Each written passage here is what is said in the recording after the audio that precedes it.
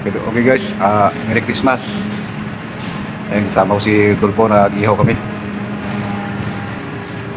May konting chill lang kami ngayon. Yan, pagpasko, pupunta yun tsaka New Year. Yan. Pas 4 na kasi dumating to eh. Yan talaga yung start namin. Oh Hel, pumunta ka rito Hel. Tayo lang ni ano, para Tulpo. Pero positive na yung baboy. Paborito ni Dindin. Mamaya magano pa kami ng ano dyan, ng bangus. Ihaw pa kami ng bangus. Ito dito ko maglalagay ng backyard ng mga tropa yan. Mga isda ko yan.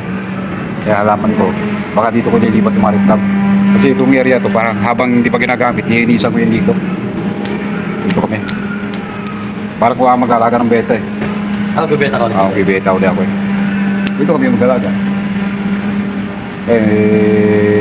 Kausapin ko na lang. Bay, nakausap mo ba yung na kung bawa mo, kung kailangan ng area, pwede naman tanggalin eh. Habang hindi pa ginagamit, gamitin ko muna. Oo, ganun lang.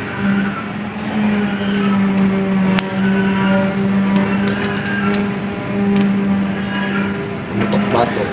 Ang baboy. Maganda yung mag-ihaw to, no? Kasi yung timpla ni ate mo, iwan ko lang kung pasado yan, okay yan.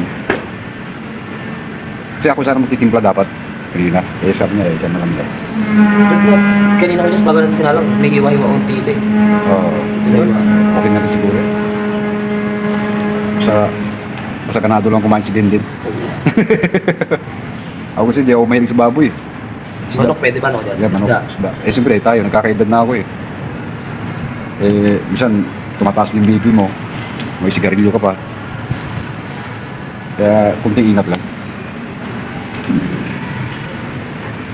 Okay kasi, update na lang ulit ha.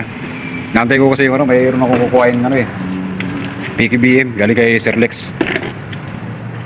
Baka tumatawag sa akin yung lalamove. Abis nandito sa aking cellphone. Sige.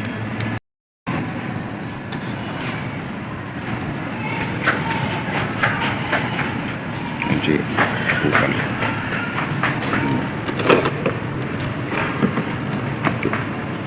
Kasi pupunta ngayon sila ni... Sana pupunta si Hile.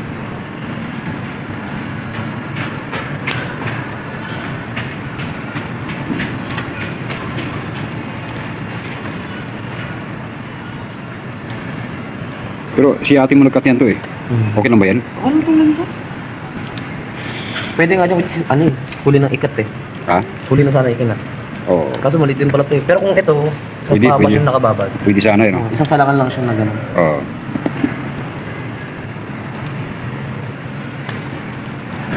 Ayun mo guys ha. Ito, vlog mo na ako sa gito ha. Sige naman.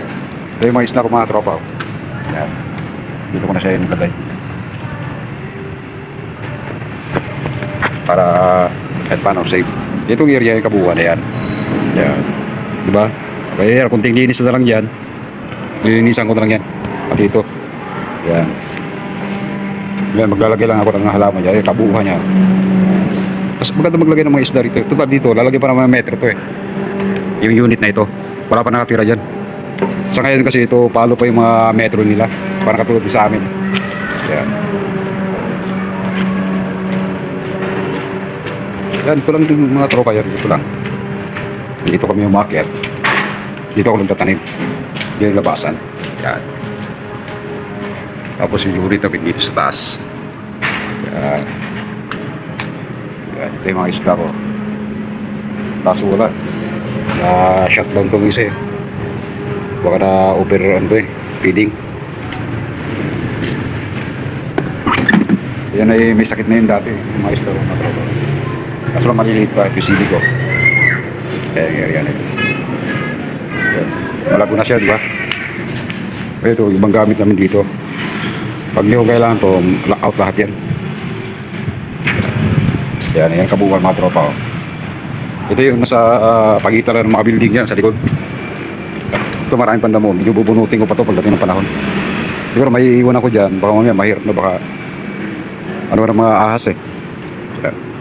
Bibili pa ako ng paso, lalagyan ko ng ano yan. Isang kulay na paso, kulay puti. Pag kailangan, ayusin ko yung mga halaman na yan. Tagal na sa akin to eh. Ito, magtira ka ng, ilan yung natira mo to? Tiyan. Dalawa? Tatlo? Tatlo nga pala pinapasin.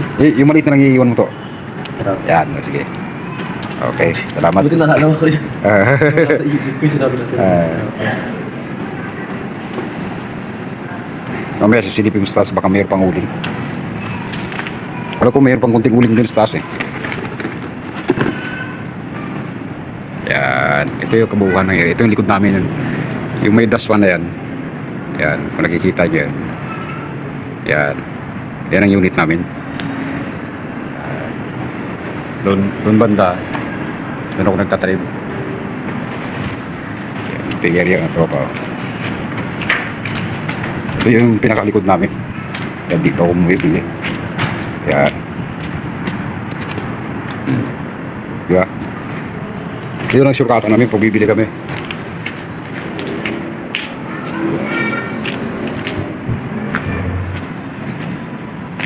Kunting linis lang to. Nilinisin ko lahat ng kalat na yan. Susunod. Para kahit paano, walang masabi yung mga ano. Yan. Tatanggalin ko rin yung mga damo-damo na yan. Pero yung mga papaya yan, iiwan ko yan. O sige guys, mamaya ulit.